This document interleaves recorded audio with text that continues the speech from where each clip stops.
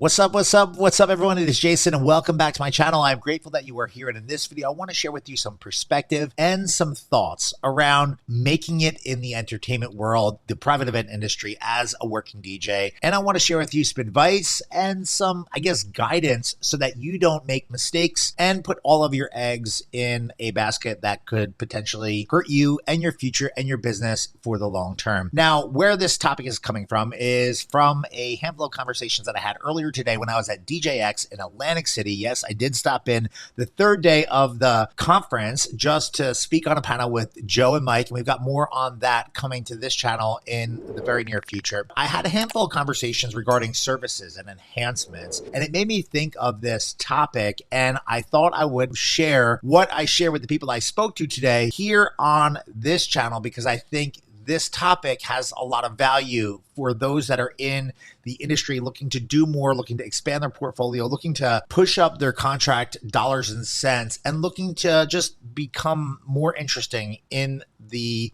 eyes of people searching for entertainment solutions for their upcoming celebrations. And it has to do with pricing, and it has to do with services, and it has to do with enhancements. And all of that kind of wraps into the conversation of pricing yourself appropriately from a talent perspective so that you do not have to put all of your eggs in a basket with regards to enhancements, because some of the recent trends in the Northeast are that locations, venues, places that are hosting events are investing significantly into the add-on items that we as DJs have typically brought to the table and have arguably made a decent amount of extra money while we're working, offering these enhanced services, these production services. Now, a lot of venues are going through these renovations, so to speak, and they're incorporating services like lighting, like theatrical elements, like snow, like cold spark options, like dancing on the clouds.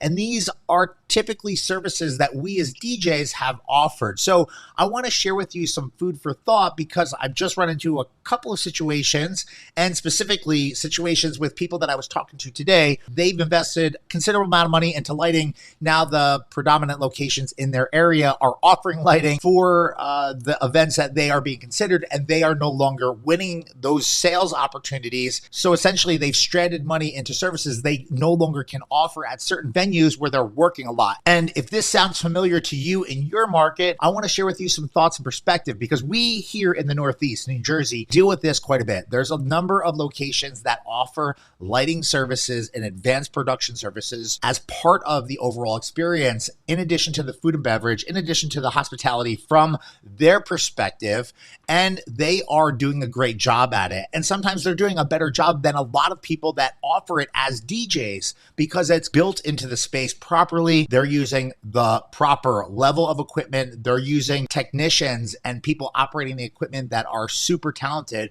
So how do we work around this, and how do we work with this? And if you're not seeing this yet in your area, fair warning, it's coming your way. Trust me, because it's been happening here in the Northeast for a considerable amount of time. And now I'm seeing it happening in other areas outside of the major metro markets that are in the Northeast or in the serious urban areas of the country, the major metropolitan cities, whether it's services like lighting being offered, or maybe a different perspective is venues coming to the table and essentially saying you're no longer allowed to offer services like cold spark fountains because of damage that has been caused to the venue, because of this incident with this company at this point of time, because it's interacted and interrupted and hurt the air conditioning, or it's maybe triggered fire systems, or maybe it's a situation with a different service like CO2 and someone that maybe wasn't technically trained properly using this service, and unfortunately someone getting hurt because they didn't know what they were doing and they weren't equipped with the right people, know-how, or just structure, processes to make it work. So what do we do? How do we deal with it? And I think it all comes down to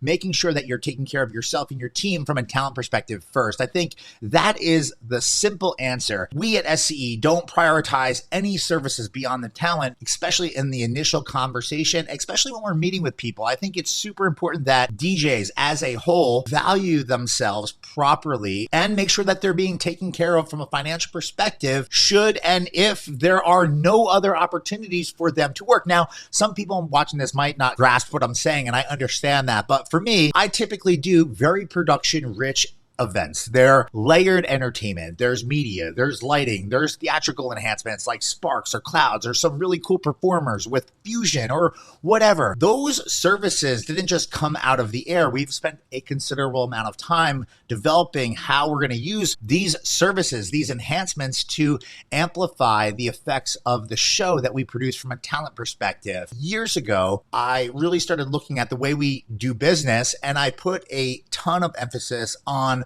the things that can't be replicated by someone else, and that is the talent focused portion of the event. So if you're a DJ watching this and you find yourself running into issues or obstacles with either venues offering services that maybe you have invested significant money into being able to offer and now no longer offering them, I want you to relook at how you're operating, and I want you to look at how you're pricing yourself from a talent-specific perspective. Now, we at SCE love to do big events. I love to do a lot of layers of different things going on that are super complex that a lot of people, in my opinion, can't emulate or copy because it's just what I love to do. But at the same time, I also love to do talent-only or music-only events where we have no additional enhancements because I think it allows me a little bit more bandwidth to do other things, whether it be before that event, or maybe it reduces my setup time or my breakdown time, or maybe the stress on the business. And I think there are pros and cons to this conversation. There are a number of venues that offer services that we are no longer able to offer at those locations. And there's other locations that maybe restrict services that we have once brought to the table, and we have invested significant money into having legitimate gear and really learning how to use this stuff properly so that there are no issues. There are no instances where things get broken or impacted in any way, shape, or form. I think what I've done is I've tried to diversify the way we offer our services at SCE Event Group so that we don't put all of our eggs in one basket. So